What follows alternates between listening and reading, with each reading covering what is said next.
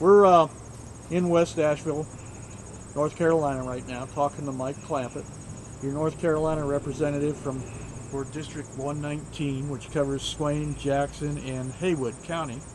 And we're going to ask him a few questions and get some answers, hopefully, from him.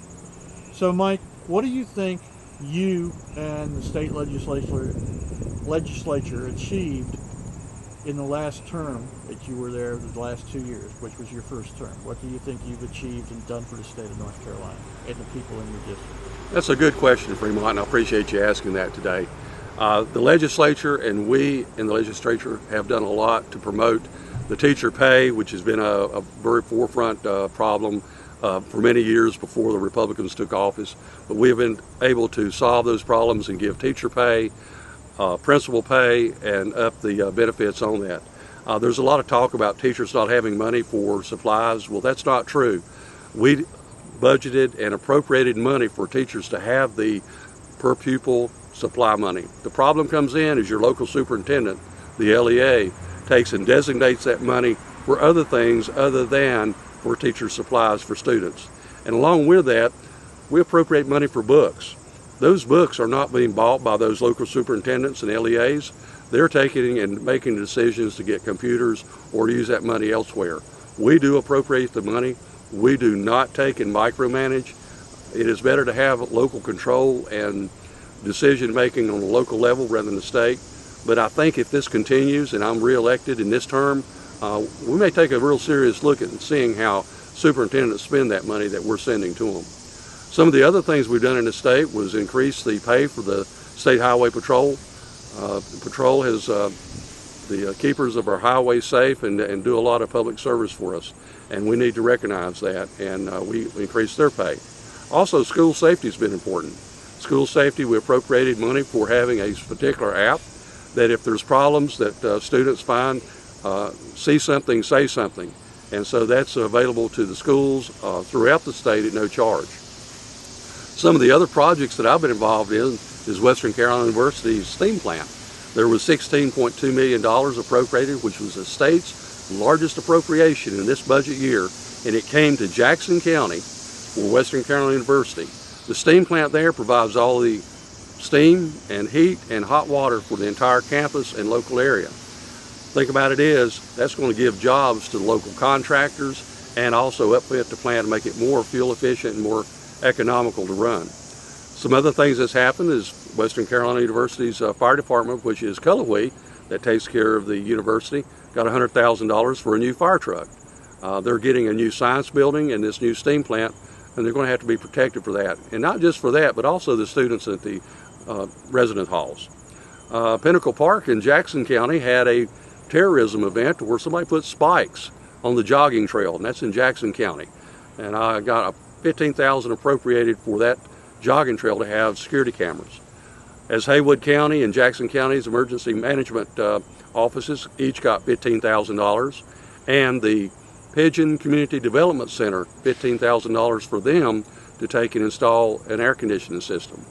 Swain County Sheriff's Department was awarded by the Speaker's Office another $20,000. $35,000 of Swain County High School to have a second driveway for security purposes. Currently, there's only one way in and one way out, and if we have a major incident, we want to be able to be sure we can get those students and faculty off the hill safely there in Swain County. Now that's in this current session and this year, but let's look back in 2017 when I took office last year.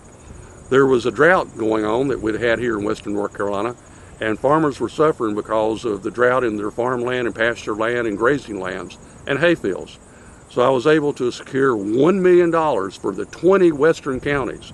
That's an average of $50,000 per county for revitalization of the pasture land. And that's very important because that's where our food source comes from.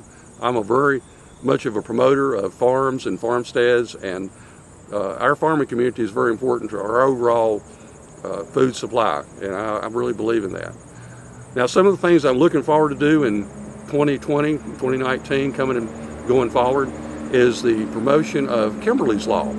Kimberly's Law come about a death of a young lady in Macon County, and yes, I know that's not my county, but I'm part of the DWI task force for the Western region. And the DWI Task Force, the Western Region of North Carolina, is one of the most active and participatory task force in the state. And out of that group came this Kimberly's Law, that a gentleman with that was impaired killed a young lady at 8:30 in the morning because his alcohol content was over the limit. He only served 75 days, and that's a travesty and injustice. And that needed to be corrected. So I introduced what was called Kimberly's Law for Kimberly Carnes. Her mom is Karen Carnes, and I worked very closely with her and Ellen Pitt to be able to get that legislation.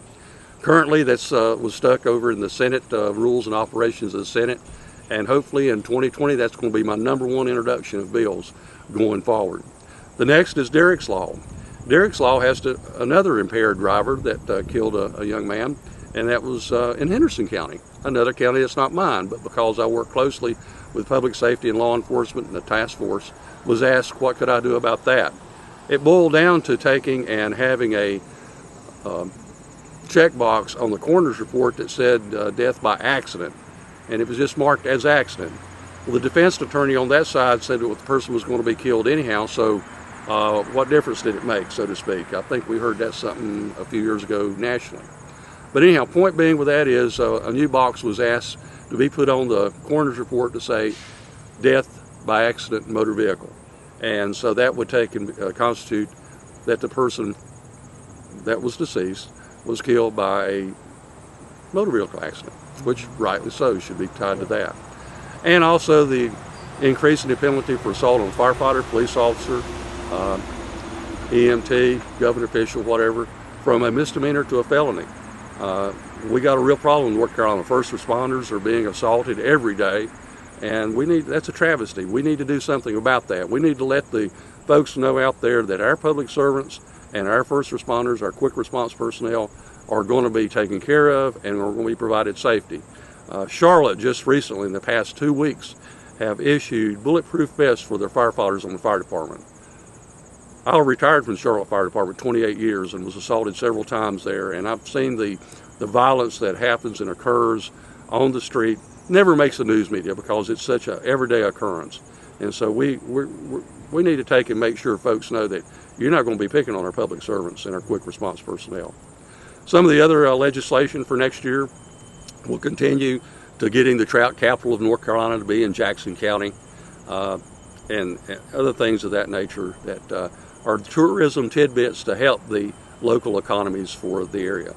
But again, anyone that has a question can feel free to give me a call. My cell number is on the state's website, and I'll give it to you now too. 828-736-6222. 828-736-6222. And feel free to give me a call. Dialogue is good, and I appreciate the time that people will take and spend and call. Going to Raleigh is important, but the most important thing is constituent services. Coming back home and identifying and solving and providing those solutions for individuals that have those immediate needs that they can't get government to answer in their local area. So I appreciate your time. Thank you, Fremont, for having me today. Folks, thank you. I'm humbled to be there, and I really ask you for your support. Talk me up. My competitor is far left. Again, I'd like to think I'm far right, and I am a true believer in our Second Amendment rights and our mountain values and our mountain conservatism. Thank you, and y'all have a blessed day. Thank you, Mike.